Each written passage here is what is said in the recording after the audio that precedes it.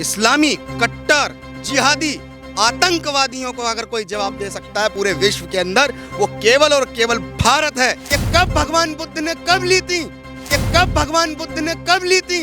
अगर आप बाबा साहब भीमराव अंबेडकर जी को फॉलो करना चाहते हैं ना, तो 22 प्रतिज्ञाओं की बात मत करो, उनकी भी बात करो जो उन्होंने कहा था कि देश के अंदर अगर एक मुसलमान भी रह गया तो ये देश आज सुरक्षित रह गया। आप करो ना बात, बाइकाट करो, इनका आर्थिक बहिष्कार करो, इनका सामाजिक बहिष्कार करो। जो रोहिंग्या घुसा हुआ है, ये क्यों घुसा? लेकिन उन्होंने भी गीता को पढ़ के शस्त्र उठाया और इन जिहादियों को भगाने का काम किया। 2 साल इनकी पिलाई की गई थी। सर, हमेशा हिंदू देवी देवताओं का मजाक क्यों बनाया जाता है? अभी हाल ही में एयू बैंक का एक विज्ञापन आया जिसमें आमिर खान जो है हिंदू पर्व त्योहारों का गृह प्रवेश का, जो लड़की गृह प्रवेश करती है शादी के बाद, उसका मजाक बनाया गया। लेकिन हलाला, मुता, ट्रिपल तलाक, इस पर विज्ञापन क्यों नहीं बनते? देखिए, इस पे विज्ञापन इसलिए नहीं बनते हैं क्योंकि इनको मालूम है कि इनकी गर्दन कटने में ज़्यादा समय नहीं लगेगा। हम लोगों के साथ में क्यों किया जा रहा है, हिंदू धर्म के साथ क्यों किया जा रहा है? सबसे बड़ा प्रश्न ये है, इन्होंने सबसे पहले हिंदुओं को सेकुलर बनाया।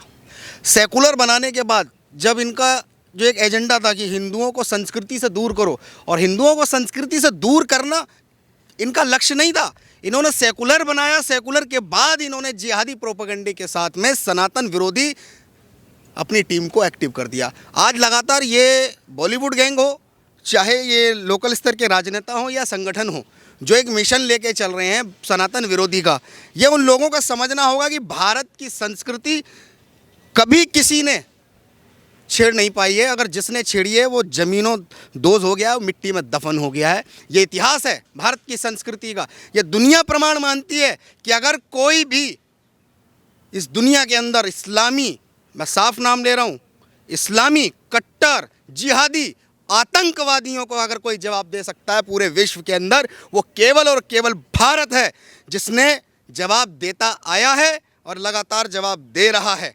क्योंकि हमने देखा है विश्व में कोई देश 50 साल में, कोई देश 70 साल में, कोई देश 100 साल में अपने घुटने टेक गया और इन्होंने इस्लामिक राष्ट्रों का निर्माण किया। ये इस्लामिक जो इनकी चल रही है, ये इस्लाम को पूरे दुनिया में फैलाने की रणनीति के साथ में पूरे दुनिया का हर मुसलमान इसी प्रोपेगेंडे के साथ चल रहा है। क्यों? क्योंकि इनकी जो किताब है जिसको ये फॉलो करते हैं, और फॉलो कहाँ करते हैं? ये बंद कमरों में फॉलो करते हैं। बंद कमरों में ये लगातार उस इंसानियत को कलंकित करने वाला षड्यंत्र अपने लोगों को ब्रेन वॉश करके कर रहे हैं। हम लोग देखते हैं कि कोई समुद्र के रास्ते एंटर कर रहा है, कोई एलओसी के माध्यम से एंटर कर रहा है, कोई बॉलीवुड के माध्यम से हमें अटैक कर रहा है, कोई बौद्धिस्ट बन के वो 22 प्रतिज्ञाएं दिला के हमारे धर्म का अपमान कर रहे हैं, हमारे देवी देवताओं का। अगर उन 22 प्रतिज्ञाओं को आप दिला रहे हो तो उसके अंदर आपने अल्लाह का नाम क्यों नहीं जोड़ा? आपने उसमें जीसस का नाम क्यों नहीं जोड़ा? केवल भगवान शिव, ब्रह्मा, विष्णु। और ये जो 22 प्रतिज्ञाएं, मैं पूछना चाहता हूं कि ये कब भगवान बुद्ध ने कब ली थी? आप ये दुनिया को बेवकूफ बनाना बंद करो। ये प्रतिज्ञाएं नहीं है, ये सनातन देश विरोधी प्रतिज्ञाएं हैं। अगर आप बाबा साहब भीमराव अंबेडकर जी को फॉलो करना चाहते हैं ना, तो 22 प्रतिज्ञाओं की बात मत करो, उनकी भी बात करो जो उन्होंने कहा था कि देश के अंदर अगर एक मुसलमान भी रह गया तो ये देश आज सुरक्षित रह गया।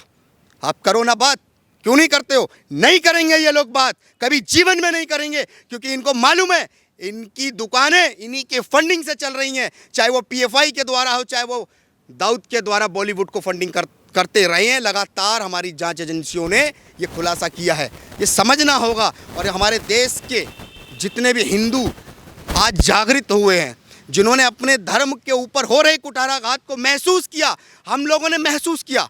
हम लोगों ने हलाल, जो इनका टैग है, हलाल एक तरह से गैर मुस्लिमों का बाइकाट है।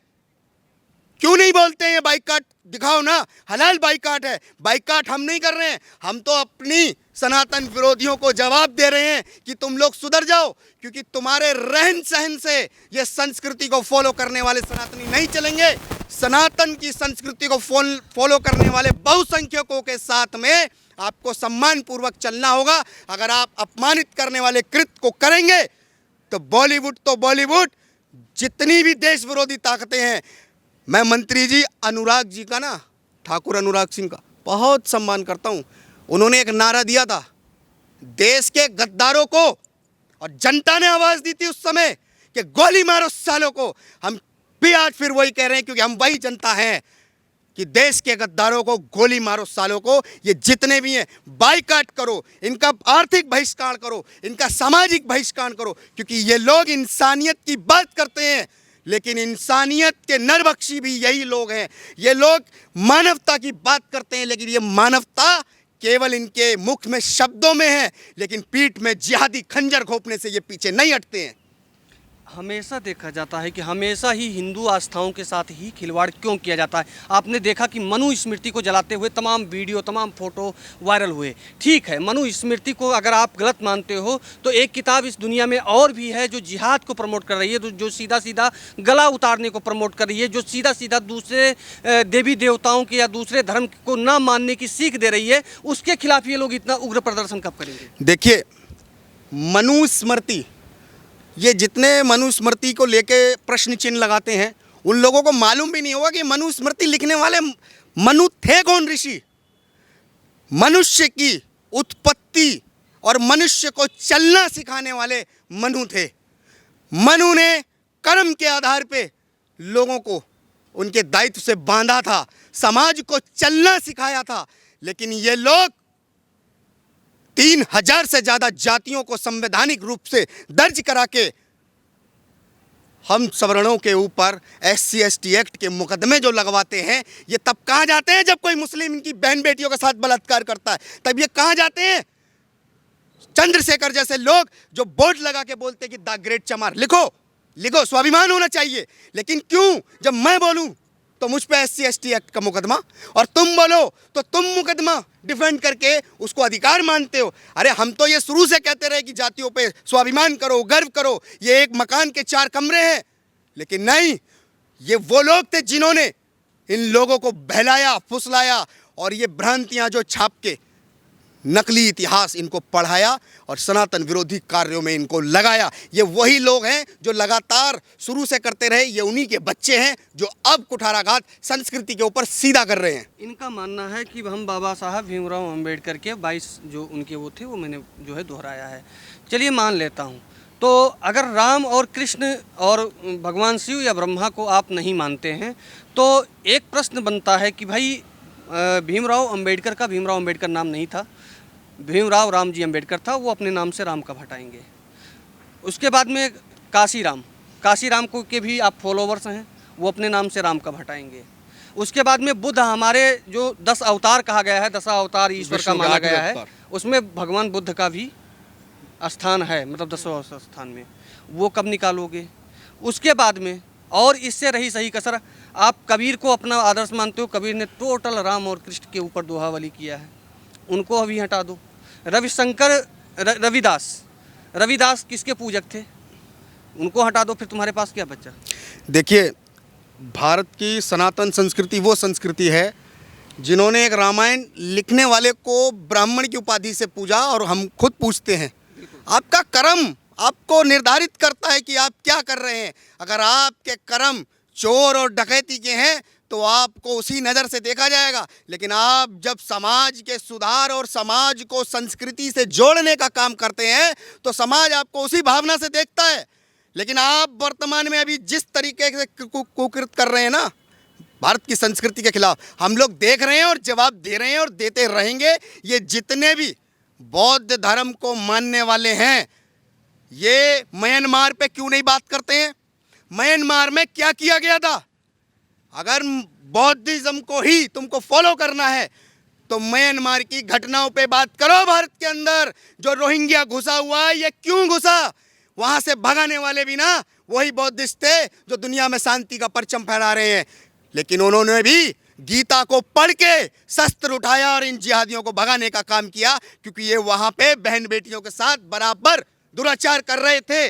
2 साल इनकी पिलाई की गई थी। तब ये तारों के